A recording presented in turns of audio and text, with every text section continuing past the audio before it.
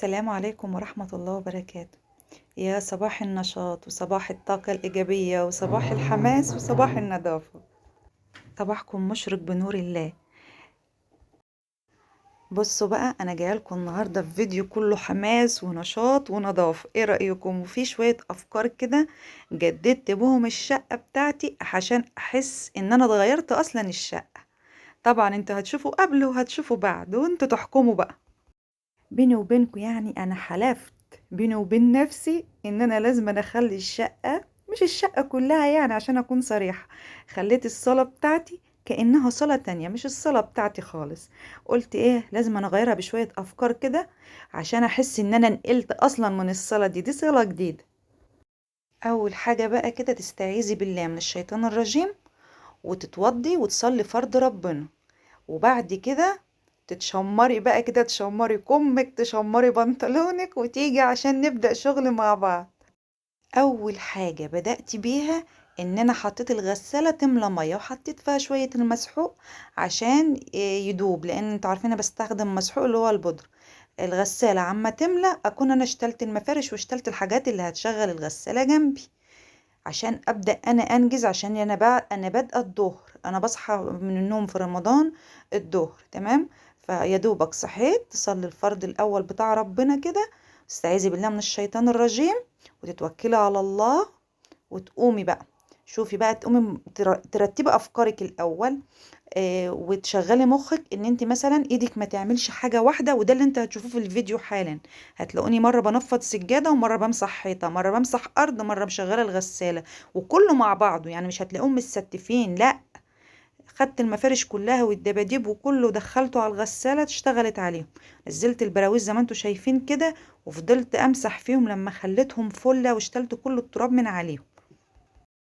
انا اصلا نزلتهم من على الحيطه قدامي كده على الترابيزه عشان اعرف اتحكم فيهم، وكمان كفر المروحه. ويلا كانت الدباديب طلعت، يلا حطي بقى المفارش، حطي بقى الدبدوب التاني الكبير.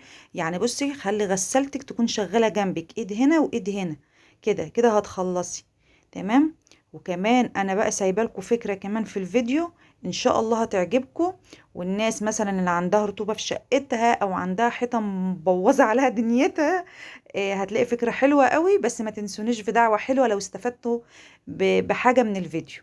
وكمان ما تنسونوش في الاشتراك لو أول مرة تشوفي قناتي، وما تنسونيش في اللايك يا بنات. الغسالة شغالة جنبي، طلعت الدباديب وحطيت مفارش ونزلت الستارة كمان.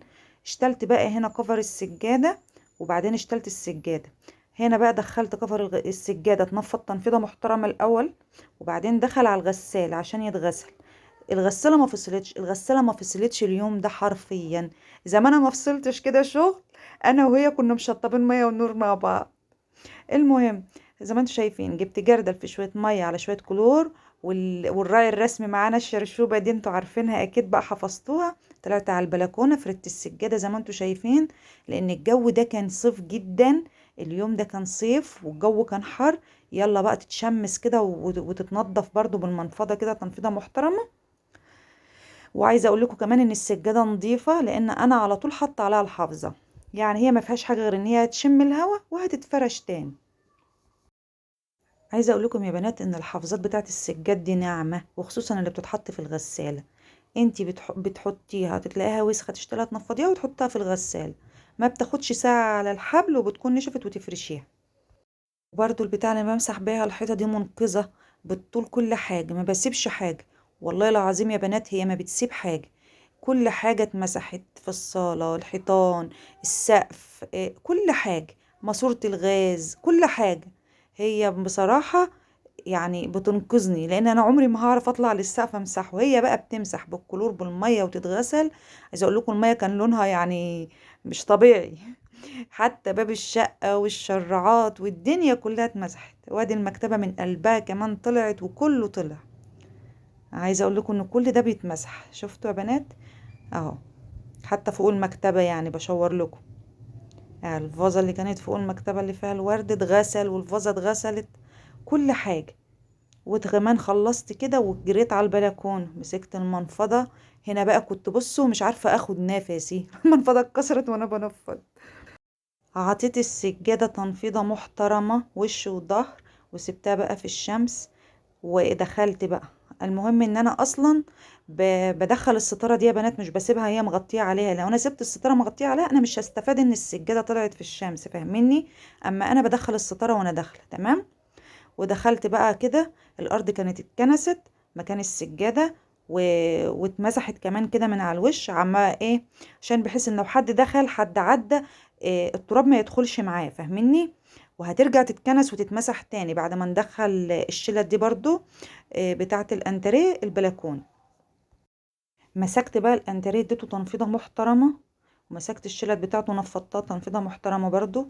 عملت بالفرشه كده، وبعدين رجعت جبت المنشة ونزلت عليهم جامد. هو عامة نضيف لان هو اصلا لابس الفرش اللي انا خلعاه قدامكم ده على طول، مش بشيله غير ان انا بغسله وبلبسه تاني، عشان انتوا شايفين لونه فاتح وانتوا مش تايهين العيال بتعمل ايه في في الحاجات دي. بحس ان هما لو انا اشتلت الفرش وسبته لهم كده هلاقي الوان الطيف على الانتريه، فاهميني؟ طبعا يعني بالذات الناس اللي عندهم عيالي، يعني ربنا يا رب يرزق كل مشتاق، ولكل اللي نفسه في حاجة ربنا يديها له يا رب، ويوسع علينا جميعا بحق الأيام المفترجة اللي احنا فيها. كل سنة وانتم طيبين يا بنات، ما عادش حاجة على عيد، يلا بقى كل سنة وانتم طيبين، تشجعوا كده وقوموا شوفوا وراكوا اعملوه. ولو كنت خلصتي قومي شوفي ناقصك انزلي اشتري، ما تكسليش زي حالاتي. انا بكسل انزل خالص يا بنات قوي والله العظيم، يعني فين وفين لما انزل الشارع مش عارفة في ايه. لان انا بحب الصيف اصلا عن الشتاء، فيمكن يكون خروجي في الشتاء قليل جدا، انما في الصيف لما بصدق حد يقول يلا نخرج اقول يلا، فاهميني طبعا. بس طبعا ده ما يمنعش ان انا نزلت اليومين اللي فاتوا دول، جبت شوية حاجات لشقتي، بس مش كل حاجة انا بصورها. يعني فاهميني طبعا، مش كل حاجة بصورها، انا بصور حاجات اللي انا اقدر اصورها واللي انا اقدر انزلها، مش كل حياتي هتبقى على السوشيال ميديا، فاهميني طبعا. المهم دخلت على البلكونة هنا، انا طلعت كل الشلت والمخدات وكل حاجة كده، عشان برضو ياخدوا شوية من الشمس وياخدوا شوية من الهواء. وبعدين ايه بقى، اكون انا خلصت جوه، اما اكون انا خلصت جوه يكون الحاجات دي إيه كويسة ابقى ادخلها، يعني غيرت جو كده يعني، وشمت الهواء من بره والشمس وكده يعني. طبعا خلصتهم وحطيتهم زي ما انتوا شايفين كده، ودخلت الستارة عشان الشمس برضو تشوفهم. ودخلت برضو على الغسالة جري، اشتلت حافظة الغسالة عصرتها، انا ما بقدرش اشيلها على ايدي يا بنات لانها بتبقى تقيلة جدا، فبعملها في الغسالة فكلها على بعضها كده، غسيل وشطف، حتى بفضي المية دي واملى عليها مية مرة واتنين وتلاتة لما تتشطف حلو، وبعدين احطها في العصارة، فاهميني؟ يعني انا فضيت كذا مرة الغسالة دي النهاردة، كل ما الاقي المية خلاص بقت وسخة بصرفها وبعمل مية جديدة بإريال جديد. لازم الحاجة تكون نضيفة، انا اللي يخليني ازود مية على المية الوسخة ويخليني ازود إريال على الإريال اللي فيها وهي اصلا مية مش نضيفة، لا اصرفي المية دي عشان حتى المية النضيفة يبان فيها الإريال، ويبقى ريحة الفرش نفسه وريحة الحاجة اللي انت بتغسليها فيها إريال، مش ريحتها مية مطربة، انتوا فاهميني؟ لان مهما تحطي إريال هو يرغي قدامك وعامل فوم وكل حاجة، بس المية نفسها مطربة. المهم خلصت برضو عند الغسالة، صرفت مية ومليت مية تانية وحطيت دور من بتاع الانتريه، ودخلت برضو تاني بقيت اجر كل حاجة من مكانها، الكراسي انجرت من مكانها والكنب الكبير اتجر من مكانه واتمسح وراه زي ما انتوا شايفين كده بالظبط. بس طبعا انا مش بقدر اصور كل ده لان المكان مش عاطيني ان انا اقدر اصور كل ده، ولو صورت كل حدث بيحصل بالظبط انا بيتهيألي الفيديو هيعدي جدا يا جماعة. المهم خلصت وطلعت نشرت كمان الهدوم زي ما انتوا شايفينها كده، وحتى غطا السجادة كمان اتنشر، بصوا كل حاجة اتنشرت، والشقة جوه بقت فلة، شايفين؟ هدخل بقى الستارة عشان كل الحاجات دي تتشمس برضو. والجو كان حر صيف جدا جدا، تقول احنا خلاص بقينا في الصيف. المهم اليوم ده كان خلاص ما قدرتش اعمل فيه حاجة غير ان انا اعمل لهم فطار وكده، تمام قوي ورضا والحمد لله. هنا كده بقى كنا تاني يوم بعد ما الحاجة نشفت ولمتها، فرشت المكتبة كده زي ما انتوا شايفين كده يا بنات، والحاجة بقت فلة وريحتها اريال والحاجة نظيفة. بصراحة انا يعني كل واحدة ست فينا، مش انا بس كل ست فينا بتبقى يعني حاسة بانتعاش بعد التعب اللي هي عملته وبعد المجهود الجبار اللي هي عملته، اما بتلاقي الشقة شكلها نظيف والحاجة ريحتها حلوة ونظيفة. وخلصت كده وبدأت احط معاكم بقى الحاجة كده وافرش بقى اللمسات الأخيرة وفرشت السجادة. وبدأت بقى الانتريه بقى، وهوريكم بقى شكل الحيطة اللي مغلباني و...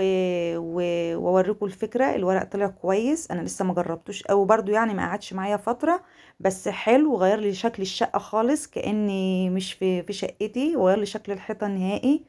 ايه رأيكم يا بنات؟ انا ببقى عاينه المخدات الفرو دي يا بنات عشان العيال ما تبهدلهاش بصراحة يعني. انتوا شايفين شكل الانتريه فاتح، والمخدات الفرو البيضة ديت لا هيبهدلوها، فببقى انا يعني محتفظة بحاجات كده عيناها، مش في كل الوقت بتطلع تمام.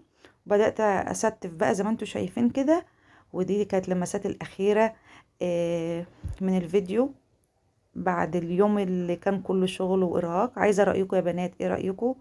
ايه إيه رأيكم في الورقة؟ غيرت شكل الصالة ولا لا؟ غيرت المكان ولا لا؟ زي ما انتوا شايفين كده، انا رزقاها من فوق لتحت، اللي يشوفها كده يعني يقول انها مش ورقة تمام، يعني يقولوا انها ورقة حائط تقريبا يعني. ولا ايه رأيكم يا بنات؟ عايزة رأيكم يا بنات، قولوا رأيكم في الفيديو.